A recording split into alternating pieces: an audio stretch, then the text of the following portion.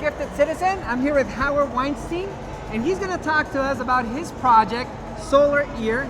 Really fantastic, amazing project, and with a lot of social costs, and that speaks volumes in the way you're helping people with hearing impairment. So tell us a little bit about your project, Howard. So the project started about 15 years ago in rural Africa, talking to women who were deaf, talking about the problems in life, about poverty, about being deaf, and about getting a hearing aid battery. It was a big problem for them. I see. A hearing aid battery cost $1 and lasted about a week, and they couldn't find it or afford it. So I basically wrote a business plan according to their dreams. And they wanted to make a rechargeable hearing aid battery that cost $1 and lasted 2-3 years, using the sun to charge it. So you don't need to buy any more batteries? Never. So they invented, we took 10 deaf women with no water in the house, no electricity, and a grade 9 education, and they invented the first solar-powered hearing aid that's been exhibited around the world, won all sorts of awards. I can't even screw in a light bulb. How empowering is that, huh? For me, that's inspiring what they've done. Yeah, I mean, I grew up very fortunate, and I've accomplished nothing in my life compared to what they've done. No, seriously. No, I mean, you're accomplishing now Solar Ear. And then we've taken it to the next level now. We realize even making 2 million hearing aids is not enough. Like, there's 600 million people who need a hearing aid. And you're telling me you're going to communities where there's no opportunities whatsoever. There's not even water. Sometimes there's no electricity. So we actually start Solar Ears around the world making these products, and we hire the most marginalized people. So for example, in Africa, we started with women who were deaf and or HIV/AIDS positive and or in wheelchairs. We're starting a project in the Middle East, hiring deaf Muslim, Christian, and Jewish people working together with a peace building mission. Good. So there's breaking the barriers of religion, all over the place. Prejudices that are making the world go so nuts. For sure. Right now. And then now we develop a new business model in a way to destroy the whole hearing aid industry, because the hearing aid industry manufacturers are all corrupt. Is it like Big Pharma in a way? Big thing. I mean, we buy a hearing aid, same place as they do, the components. Cost me $50, we sell it for $100. They sell for $2,000 to $5,000. So how do we break that monopoly? So what we're doing next is we're going to make the cell phone into a hearing aid. Okay, we'll be able for a consumer to have their hearing tested by a micro-entrepreneur. Okay? So we'll now have 300,000 rural women testing people's hearing, language neutral. They take their hearing test, the results get sent to a Solar Ear center, then I'll be able to remotely program your cell phone to become a hearing aid. And you're telling me, come close so you can check this out. So you're telling me this is right now. This would be a professional, it's more than an app, it's a professional hearing aid test. Okay. That would cost probably $100 in Mexico City to do. I see. We're going to charge $1, so it makes it affordable and accessible for the 600 million people who need it today, who are not getting it. So you're democratizing the... 100%. Wow. And then we're going to sell again. So you're telling me there's no special product that I need to buy? The beauty of this program, anybody's phone. Yeah, the beauty of the program is, for example, in Africa, there are more cell phones in Africa than there is in the United States. I don't have to sell the cell phone. There's more cell phones in Brazil than there are people. Wow. I'm sure the same thing in Mexico. Yeah. So now I can do hearing aid tests by micro-entrepreneurs, creating wealth in the villages too, testing 25 million people a year. And our goal is to help 80 million children develop hearing before the age of 3. Because if they can learn to hear before the age of 3, they can develop speech, go to a public school, because there are no schools for the deaf.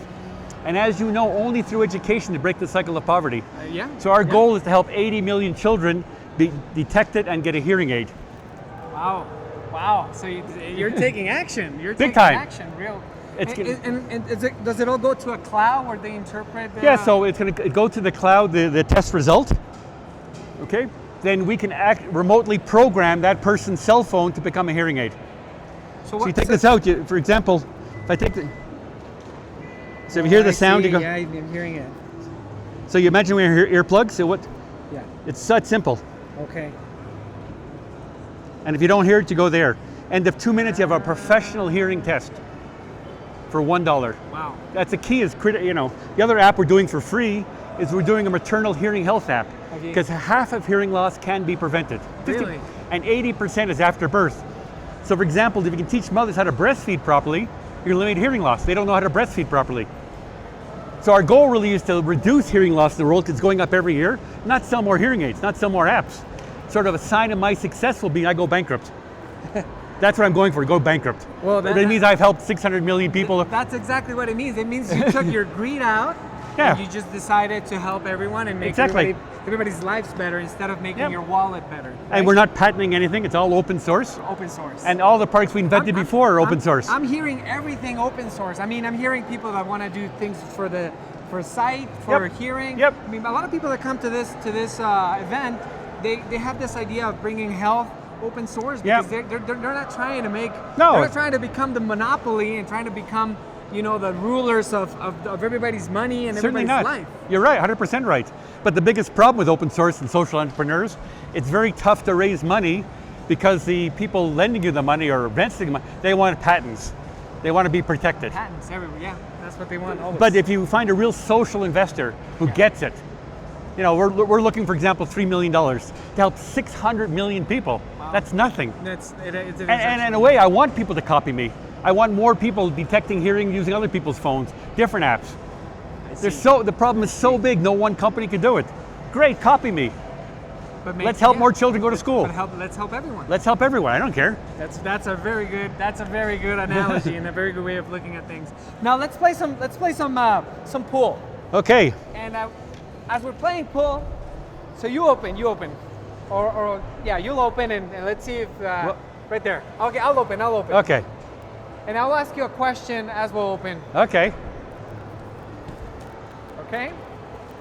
So I think it's going to be your turn to get number 2. Okay, number 2. But before you kick, how do you think by providing health through making everybody at the same level through listening, is that actually going to help the economy of a country, for example? Critical. How? Because a person with a disability is a person with a disability, not a disabled person. I worked in Africa for 5 years, and all the programs about HIV/AIDS education. And whoever eliminates HIV/AIDS deserves the Nobel Prize in medicine, and everyone in Africa is going to live much longer. But I believe you start educating the children of Africa, Africa becomes wealthier. So our program's all about education. And what do you think people have? The old model was let's feed them instead of empowering them. And how is that changing? Well, our program's a very good example. Our program is a very bottom-up approach. Our initial program and products were invented by deaf people. All the hearing aid companies have 20 PhDs and MDs and spending $10 million a year on R&D. We developed it with $200,000 with deaf people because they know what they need. Yeah. And I've worked in other social projects, favelas in Rio, Palestinian refugee camps, and it's all about listening to stakeholders. I mean, that makes you also a social activist. You're an activist. Yes. Well, I'm a listener. Being an inventor. I don't invent anything. They invent it, and we don't patent anything. Our products were invented by these 10 women who were deaf, with no education, no water, electricity in the house. And but even though you put everything together, I write their dreams. You're not taking the credit. I'm a volunteer. I write their dreams into a business plan, raise the money for them. And we open up solar ears around the world. I help write the business plan, give over $1 million of technology for free. Our goal is to help as many people as possible and hire as many people who are deaf as possible, showing that a deaf person can do anything. And the reason we hire deaf people, by the way, is they speak in sign language in developing countries. Yeah. Because they speak in sign language, their hand-eye coordination is better than 99% of the general population, and we need that ability for the micro-soldering electronic components. Why not use that ability? You're telling me they're also skilled in the 100%, because they speak with their hands all day. Wow. The hand-eye coordination is better than anybody.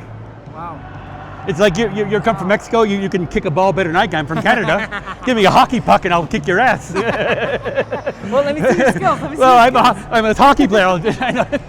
Now, let me see how you kick. Oh!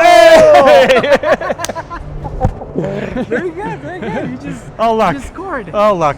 And social entrepreneurship is all about luck. Yeah, it is about luck, but it's about heart. And it's about listening. It's about listening. It really is. Taking ego out of the equation, sort of knowing what you don't know. If you can start with that point and be willing to learn, you'll succeed. Too often companies come from the head up, top down. Yeah. It's an old white guy telling people what to do.